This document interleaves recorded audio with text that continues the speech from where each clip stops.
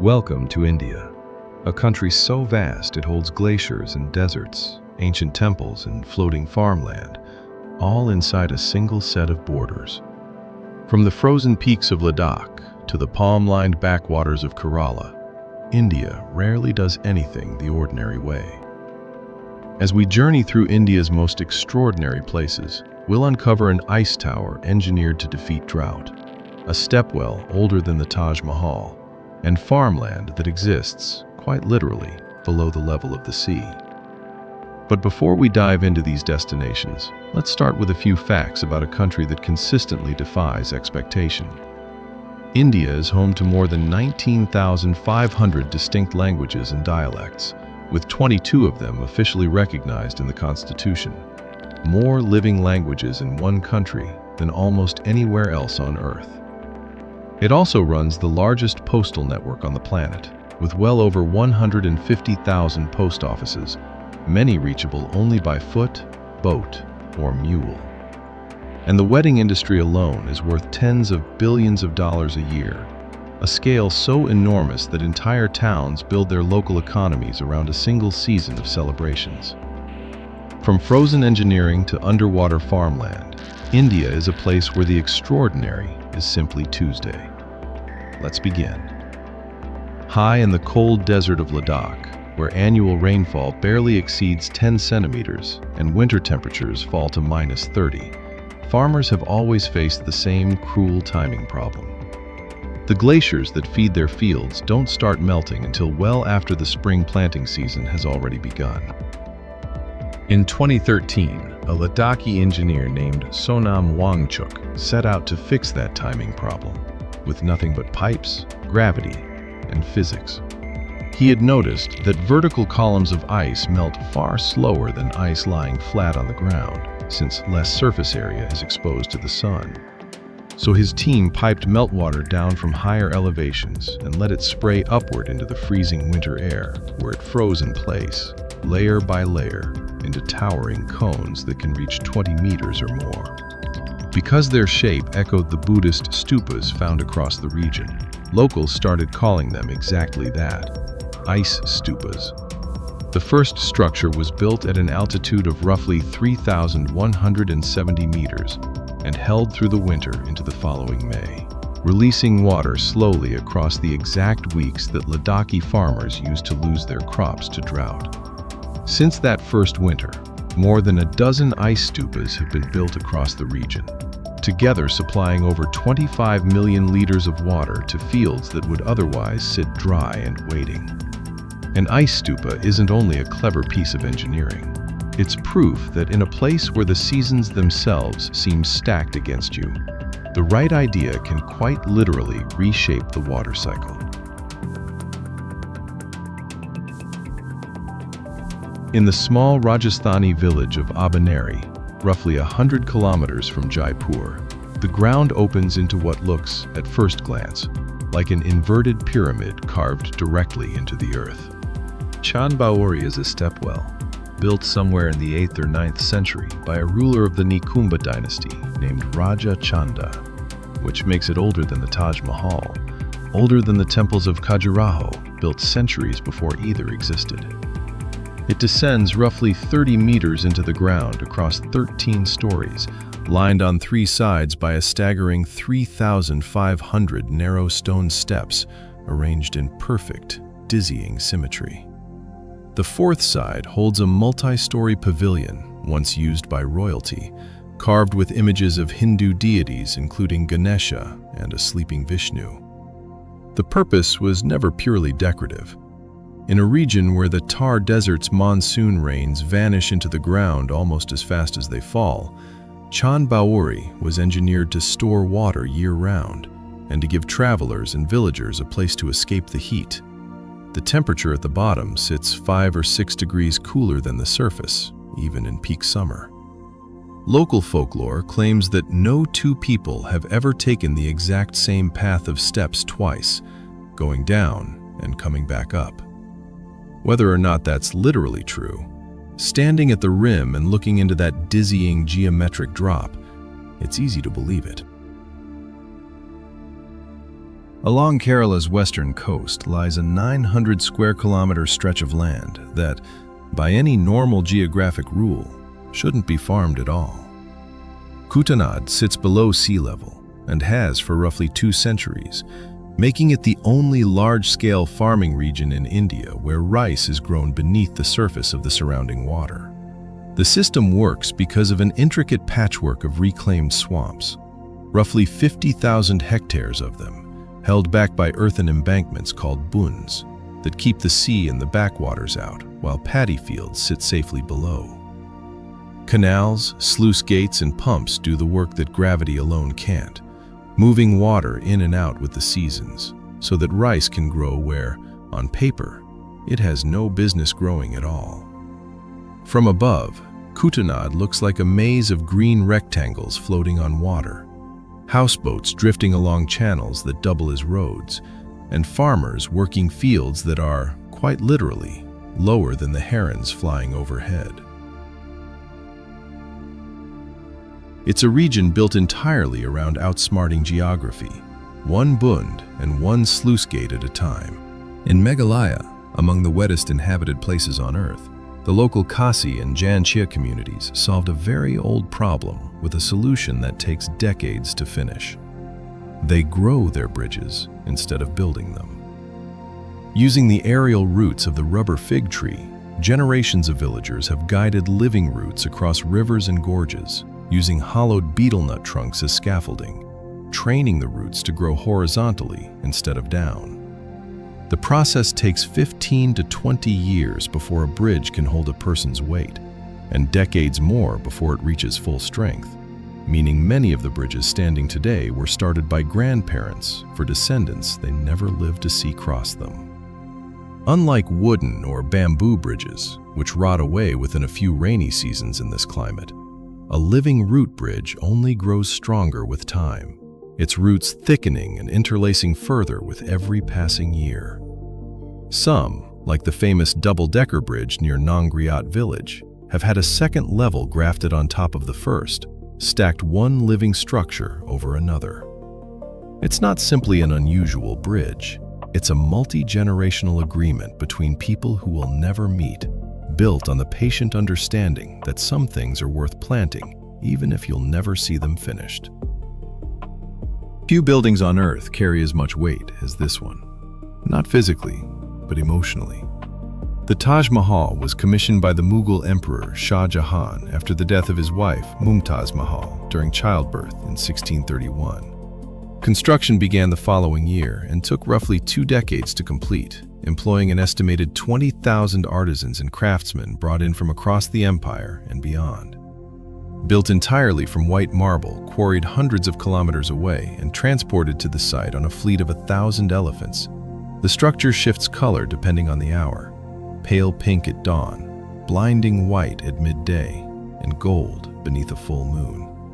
Its central dome rises to roughly 73 meters, flanked by 4 minarets that were deliberately built to lean fractionally outward so that in the event of an earthquake, they would fall away from the tomb rather than onto it.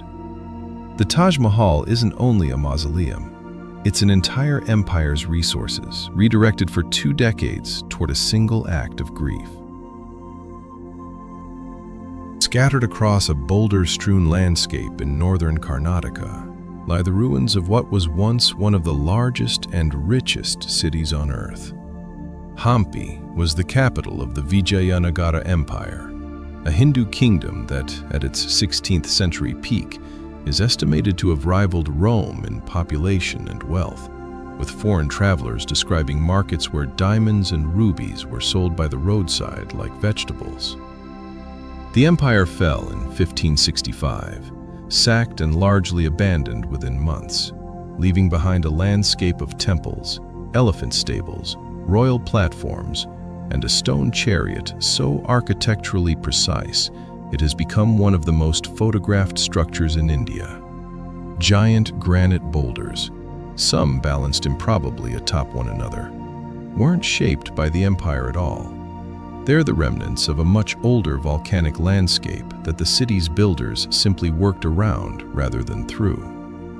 Walking through Hampi today means walking through the abrupt silence left when an empire that once traded in gemstones by the sackful vanished within a single military campaign.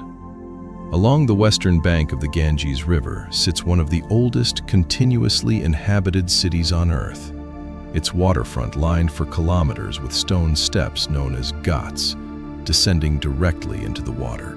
Varanasi's exact age is debated, but archaeological evidence suggests continuous settlement stretching back at least 3,000 years, and Hindu tradition holds it to be far older still, considered one of the holiest cities in the religion. Each morning before sunrise, thousands of pilgrims descend the ghats to bathe in water believed to cleanse a lifetime of accumulated sin. While at Manikarnika Ghat, funeral pyres burn continuously, day and night, tended by a caste of cremation workers whose families have performed the same rites for generations. Come evening, the mood shifts entirely. At Dashashwamedh Ghat, priests perform a fire ritual called Ganga Arti, synchronized chants and spinning brass lamps reflected in the dark river below, watched by crowds packed onto the steps and drifting past in small boats.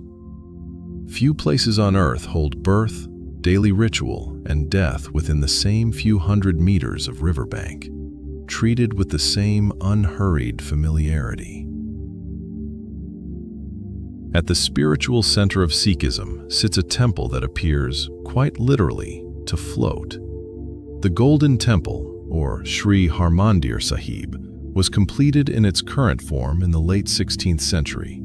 Its upper floors later gilded with gold leaf in the early 19th century under Maharaja Ranjit Singh, giving the structure its shimmering reflection across the surrounding sacred pool, known as the Amrit Sarovar. What draws visitors as much as the architecture is what happens in the kitchens behind it.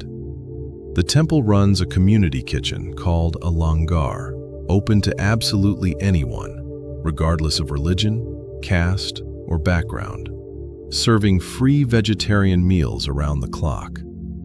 On an average day, the langar feeds somewhere between 50 and 100,000 people, all prepared and served largely by volunteers, all eaten seated together on the floor as equals. The Golden Temple isn't only a place of worship. It may be the single largest daily act of unconditional hospitality anywhere on the planet. In western Gujarat, along the border with Pakistan, lies one of the largest salt deserts on Earth, a blinding white expanse stretching across roughly 7,000 square kilometers that, for much of the year, looks less like land than like a frozen sea. During monsoon season, the Rann of Kutch floods with shallow seawater, and as the water evaporates through the dry months that follow, it leaves behind a crust of salt so vast and so flat that the curvature of the earth becomes visible along the horizon on a clear day. Each winter, under the full moon, the Rann Utsav festival transforms the desert's edge into a temporary tent city, drawing visitors to watch moonlight reflect off a landscape that looks, for a few nights a year, almost otherworldly. Local salt workers, known as agarias, have harvested this crust for generations, wading into brine pans under an unforgiving sun to extract a resource that most people only ever encounter shaken over a meal. High in the Himalayas, hidden behind a narrow gorge in Uttarakhand, lies an alpine valley that remains completely unremarkable for 11 months of the year, and utterly transformed for one. The Valley of Flowers was largely unknown outside local communities until 1931, when a group of British mountaineers stumbled into it by accident while descending from a failed climb, and found themselves standing in a meadow bursting with wildflowers they couldn't begin to name. Today, the valley, a UNESCO World Heritage Site, is known to host several hundred species of alpine flora, many found nowhere else, blooming in a brief, intense window between July and September before the Himalayan winter erases them again. No permanent settlements exist inside the valley. It floods with color once a year and then goes quiet. waiting out the cold for the next brief window to arrive. Rising directly out of the Thar Desert, Jaisalmer Fort is one of the very few fortresses in the world still functioning as a living town rather than a museum piece behind a rope line. Built in 1156 from golden yellow sandstone that shifts color with the desert light, the fort houses several thousand residents within its walls to this day, complete with shops, temples, and homes that have been inhabited by the same families for generations. Roughly a quarter of the old city's population still lives inside the fortress walls, making it one of the last inhabited forts of its scale anywhere in the world. That living quality comes with a cost. Increased water usage from modern plumbing has begun seeping into the fort's ancient sandstone foundations, causing structural damage that never threatened a structure built for a drier, more careful way of life. Jaisalmer isn't only surviving, it's negotiating in real time what it costs to keep an 800-year-old fortress inhabited in the modern world. In the heart of Madurai, in Tamil Nadu, 14 towering gateways called gopurams rise above the city skyline, every surface covered in thousands of brightly painted sculptures depicting gods, demons, and mythological scenes. The Meenakshi Amman Temple, dedicated to the goddess Meenakshi and her consort Sundaraswarar, traces its origins back over 2,000 years, though most of the current structure was rebuilt in the 16th and 17th centuries after earlier destruction. The tallest of its towers rises to roughly 52 meters, and the temple complex as a whole is estimated to contain somewhere around 33,000 individual sculptures, an almost incomprehensible density of carved stone and painted plaster packed into a single religious complex. Every 12 years, the temple hosts a grand festival that draws pilgrims from across southern India, filling Madurai's streets with processions that have followed largely the same route for centuries. Cut into a basalt cliff face in western India sits a temple that, unlike almost every other major structure on this list, was never built up from the ground. It was carved downward out of a single, solid mountain. The Kailasa Temple, the centerpiece of the Ellora cave complex, was commissioned in the 8th century under the Rashtrakuta dynasty, and its builders didn't lay a single stone. Instead, workers removed roughly 200,000 tons of solid rock from the top down, chiseling an entire multi-story temple, complete with courtyards, pillared halls, and life-sized carved elephants out of what had been an unbroken cliff.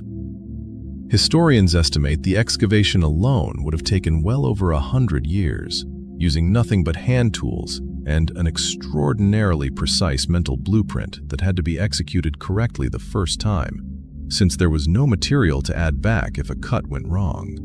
Ellora sits alongside 33 other caves carved into the same cliffside, some Hindu, some Buddhist, some Jain, built side by side across several centuries by different faiths sharing the same rock face. The Kailasa Temple alone covers roughly twice the ground area of the Parthenon in Athens, entirely subtractive, entirely stone that used to be mountain. It isn't only a temple carved from rock, it's a century-long argument that some things are better revealed than built. In the Kashmir Valley, ringed by snow-capped peaks, Dal Lake carries an entire floating economy on its surface, one that has developed over centuries into something closer to a second city built on water. Houseboats, originally built by Kashmiri craftsmen during a period when British colonial law restricted foreigners from owning land, now line the lake's edges by the hundreds, some of them elaborately carved wooden structures with multiple rooms, passed down through families as both homes and businesses. Alongside them float entire market gardens, known locally as Rad, patches of soil and vegetation anchored to the lakebed and cultivated for vegetables that are then paddled directly to floating markets at dawn, boat to boat, before the rest of the city has woken up.